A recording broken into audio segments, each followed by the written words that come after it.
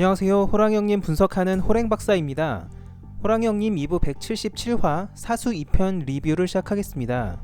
지난주에 짭대방들에게 쫓겨서 코너에 몰린 녹치가 염주를 풀었었죠. 부상 중에 염주를 풀면 잘못될 수도 있다고 언급이 계속 나왔는데 리스크를 이겨내고 무사히 변신에 성공합니다. 변신한 녹치는 아주 오랜만에 범을 잡아먹는다는 비위의 위험을 보여주는데요. 대방 수준의 공격력과 스피드를 가진 짭대방들과 수천 대 1의 싸움을 시작합니다.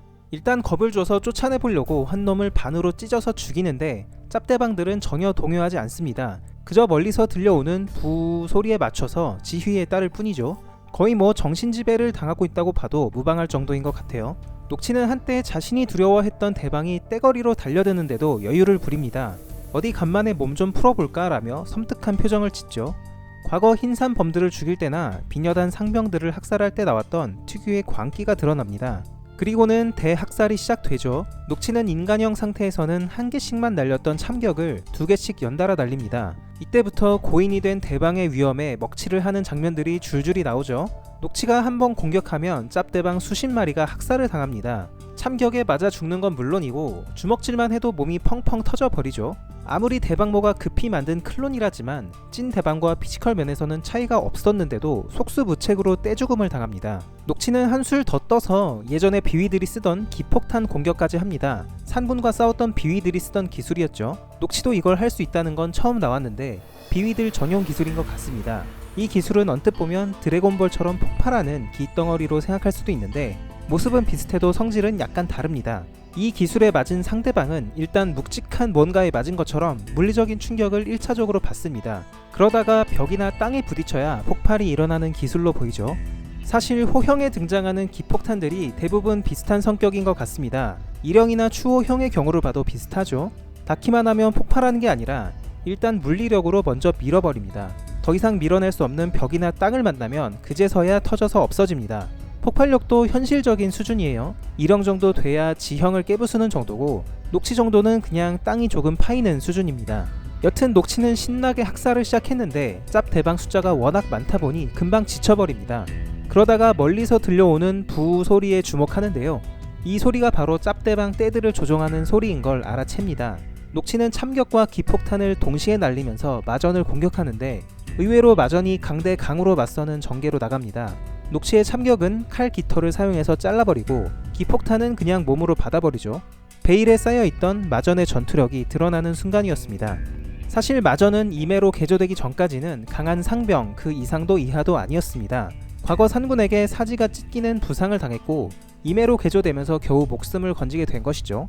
그 후에는 자신을 이매로 개조시킨 대방에 대한 배신감 때문인지 비녀단으로 돌아가지 않았습니다. 대신 사업장에 살면서 계속해서 싸웠죠.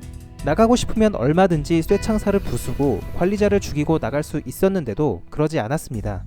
마전은 사업장에서 단 한 번도 패한 적이 없습니다. 사업장의 관리자도 절대 내어줄 수 없다고 했던 게 마전이었죠. 그러다가 대방이 죽었다는 소식을 듣자마자 철창을 부숴버리고 사업장에서 나온 것입니다.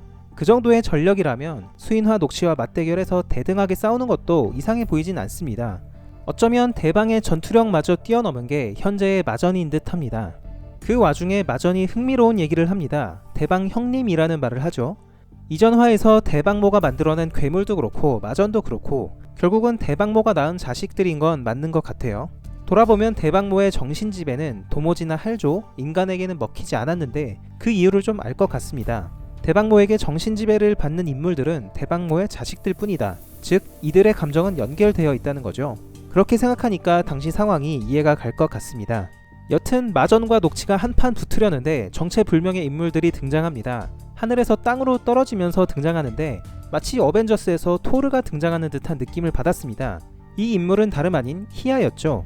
2부 146화에서 닥스가 도움을 청해야겠다고 언급했던 인물이었는데요. 닥스가 일형에게 비녀단 상황을 보고하면서 히아에게도 정보를 준 것 같습니다. 히아가 간자에게 첩보를 받았다고 하는데 간자는 이 닥스였다고 보는 게 맞을 것 같습니다. 제가 이전 영상에서 히아의 정체를 알아낸 것 같다고 알려드렸던 적이 있었죠. 히아는 무케나 비라처럼 만주어 단어인데 버일러를 호위하는 친위 대장을 뜻하는 단어라고 말씀드렸었습니다. 저는 히아가 버일러를 호위하는 무관이라고 해서 당연히 남자일 줄 알았는데 의외로 여자네요. 그리고 굉장히 가느다란 칼을 차고 있습니다. 힘보다는 속도와 섬세함, 기술로 승부하는 타입이 아닐까 싶어요. 희야가 버일러의 친위 대장이라면 남자는 버일러의 직속 부하인 것 같습니다.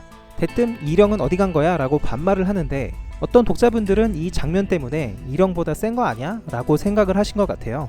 제 생각에는 이 남자가 이령보다 세거나 지위가 높아서 그런 건 아닌 것 같습니다. 그냥 자신은 버일러 라인이라서 굳이 면전이 아니라면 이령에게 존대할 이유가 없는 거겠죠. 오히려 희야에게 님자를 붙이는 걸로 봐서는 희야보다 지위가 낮아 보이기도 합니다. 새롭게 나타난 두 인물의 복식을 보면 작가님이 만주족 친위대의 복식을 상당히 디테일하게 고증하신 것 같습니다. 이 그림은 만주족 친위대의 초상화인데요. 복장은 물론이고 칼 손잡이가 몸 뒤로 가게 차는 것까지 고증을 하셨죠. 제가 알기로는 각 민족별로 검을 차는 방식, 검이 휘어있는 방향 등이 다른데 정확히 만주족의 방법을 재현하신 것 같습니다. 한편으로는 하늘을 날아서 나타난 걸 보니까 인간이 아닌 것 같기는 한데 인간의 복식을 하고 있는 것도 눈에 띕니다. 평소의 복식이 인간의 복식이라면 인간과 섞여서 사는 게 아닌가 예측이 되네요. 아린이 성의 만호로서 인간 백성들을 이끌었듯이 버일러들 또한 이미 인간을 지배하고 있는 게 아닌가 생각이 듭니다. 다음 화에서는 새로 등장한 희야 일행이 짭대방을 막아서는 장면이 나올 것 같죠? 지금 일령도 초고속으로 흰 눈썹의 성으로 오고 있는데 희야 일행과 마주치지 않을까 싶습니다. 지금 일령이 얼굴을 다쳐서 본 모습이 살짝 드러난 상태인데 희야 일행에게 이걸 들켜서 좋을 게 없어 보이거든요. 뭔가 아카에게 트집 잡힐 만한 일일 것 같은데 희야 일행과 일령이 말싸움을 하거나 직접 대립하는 장면까지도 나올 수 있을 것 같습니다. 오늘의 리뷰는 여기까지입니다. 요즘 작가님께서 붉은 단약이라도 드셨는지 전개 속도가 장난이 아니네요. 덕분에 요즘 독자들 활동도 활발해진 것 같고 한 주 한 주 더 기쁘게 기다릴 수 있는 힘이 되는 것 같습니다. 오늘 영상은 여기서 마무리하고요. 저는 다음 주 토요일 낮 12시에 다시 찾아뵙겠습니다. 호랭박사와 함께 호랑이형님 완결까지 보실 분들은 지금 구독을 눌러주세요. 감사합니다.